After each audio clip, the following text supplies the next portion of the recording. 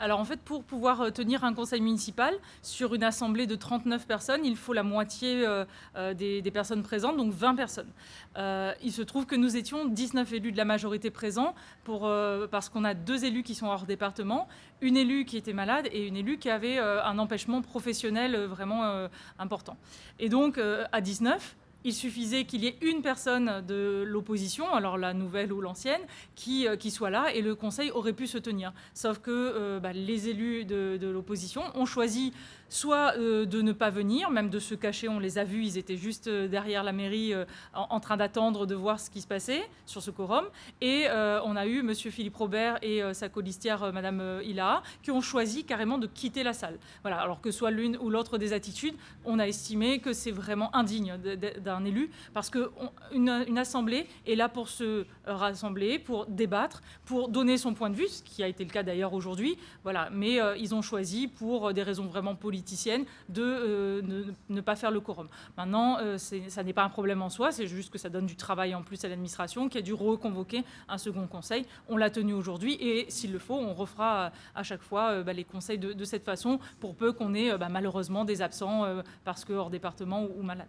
C'est déjà arrivé une autre fois parce que justement ces élus d'opposition en fait confirment leur venue.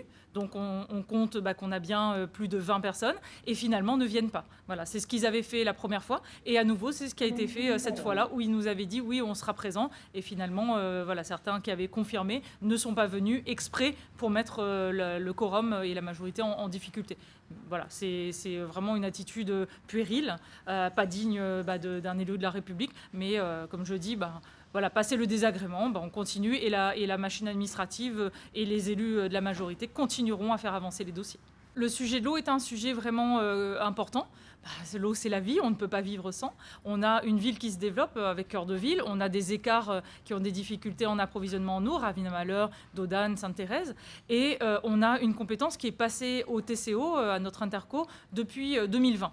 Et effectivement, nous, on avait des projets qui étaient dans les cartons, qui étaient prêts à démarrer. Mais le passage au TCO, qui n'avait pas une équipe de techniciens constituée, a fait prendre beaucoup de retard à nos projets. Maintenant, on a un vice-président à l'eau, M. Monnier, qui est un élu de la possession et qui œuvre pour faire redémarrer au plus vite ces projets. Et ils sont en train d'aboutir. Donc sur la Ravina-Malheur, nous avons un réseau qui va être secondaire qui va être renouvelé bientôt. Et sur Dodane, sur Cœur de Ville, des travaux sont aussi prévus bientôt. Ensuite, sur le sujet de la restauration scolaire, on est sur un sujet à nouveau très important, très délicat, parce qu'on doit faire un jeu d'équilibriste entre le prix, des denrées, le manque de sérieux de certains fournisseurs qui nous disent oui, on amène telle denrée et finalement ne l'amènent pas ou amènent autre chose, qui arrive parfois aussi avec du retard. Également le goût des enfants. On sait bien que la société a évolué vers de la consommation plus de fast-food et donc faire manger des fruits et des légumes, c'est un vrai challenge. Et la loi qui oblige, et c'est une très bonne chose, à un équilibre nutritionnel. Par exemple, un repas végétarien toutes les semaines, plus de 12 fois des légumes sur 20, moins de 10 fois des féculents, donc pâtes, riz, pain, etc., sur 20. Donc voilà, on doit composer avec tout ça. Ce qu'on fait, c'est qu'on est vraiment dans le participatif. Les parents nous ont donné des idées de menu. Les enfants sont questionnés avec des smileys sur est-ce qu'ils ont aimé le repas qu'ils viennent de manger. Et on a plus de 90% des propositions des parents qui ont été retenues pour les menus des semaines qui vont venir. Donc on a bon espoir à la fois d'avoir la qualité nutritionnelle, le prix raisonnable et soutenable, et aussi la satisfaction des enfants et un goût qui leur plaise. Alors, la proposition de geler les prix de la restauration sur 3 ans, pour nous, ça ne serait pas responsable de l'acter. Pourquoi ? Parce qu'on ne sait absolument pas ce qui se passera dans les 3 ans qui viennent au niveau de l'inflation. On a 5% d'inflation cette année, c'est-à-dire que les prix de l'électricité, quand on cuisine pour 4500 enfants, évidemment, il y a un gros coût en électricité. En eau, le salaire des agents, on a plus de 400 agents qui travaillent dans nos écoles et qui œuvrent pour nos enfants. On ne sait pas tout ce que cela va devenir dans les années à venir. Donc on ne peut pas geler un prix alors que on sait que les coûts risquent encore d'augmenter. Par contre, ce qu'on s'est engagé à faire, et on l'a déjà acté à ce conseil, c'est à prendre en compte les familles qui ont plusieurs enfants. Donc là, dès aujourd'hui, et donc dès la rentrée, les familles qui ont plus de 3 enfants auront une réduction globale pour toute la fratrie de 10% sur la facture. Donc ils paieront moins qu'ils ne payaient l'année dernière. Ensuite, on est en train de regarder pour les familles de 2 enfants, combien ils sont, quelle réduction on peut leur faire, voilà, pour accompagner ces familles-là. Mais il faut savoir que de toute façon, une famille paye entre 3% et au maximum, pour les plus aisés, 30% du prix réel du repas, qui est de 8 euros. Voilà, donc on a des efforts de fait. On essaye de trouver l'équilibre, la justice sociale, mais aussi la qualité du service public. Et j'espère vraiment que dans les semaines qui viennent, les parents, les enfants seront de plus en plus satisfaits. En tout cas, on va les inviter à nous dire s'ils sont satisfaits et à continuer à s'améliorer. J'ai le souvenir d'avoir été lors d'un repas végétarien, parce que c'était une nouveauté. Donc c'était un riz cantonné végétarien.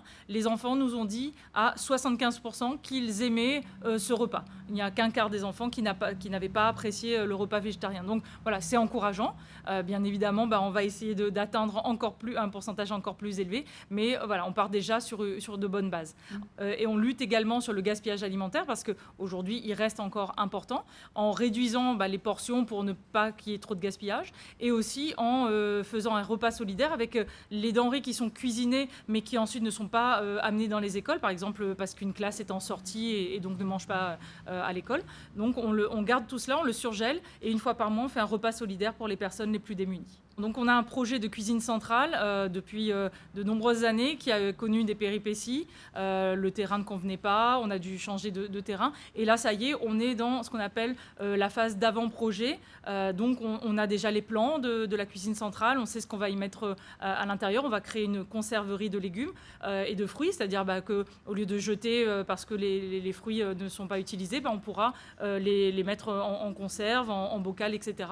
Voilà, pour les resservir plus tard. Donc c'est un vrai projet important pour nous, et surtout pour faire en sorte que nos marmailles soient chouchoutées à la cantine. Oui, les 2 chambres froides qui nous sont nécessaires pour justement ne plus être tributaires des retards de livraison sont en cours d'acquisition pour l'année 2023. Donc voilà, d'ici quelques mois, on aura ces chambres froides, et ça évitera que nos repas, malheureusement, parfois, assez souvent maintenant, parce que ça arrive beaucoup trop fréquemment, soient servis en retard aux enfants. Donc là, on va gérer ce problème aussi des horaires de livraison des repas.